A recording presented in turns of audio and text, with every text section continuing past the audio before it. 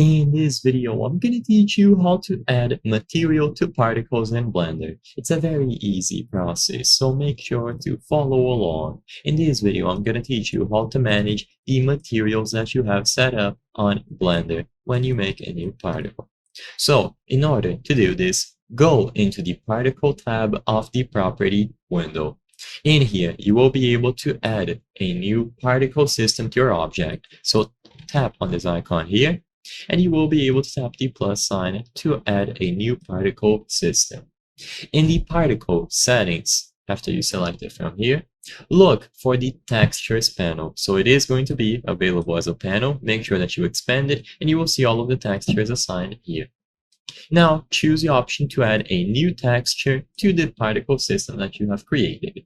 Now if you return to the texture panel, it should then turn into the particle texture editing, along with a pull-down menu to choose the texture content from. So you will see the options here: texture, type, image, or movie.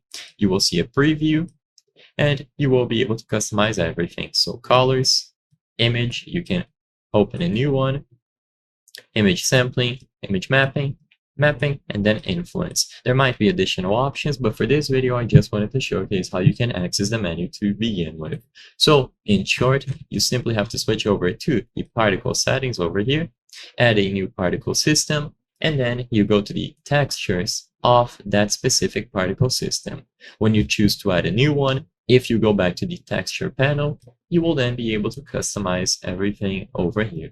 I'm not going to go into too much detail about what to do afterwards, but now you are free to add and assign materials to these particles. I hope I was able to help you on how to add material to particles in Blender. If this video helped you, please be sure to leave a like and subscribe for more very easy tips. Thank you for watching.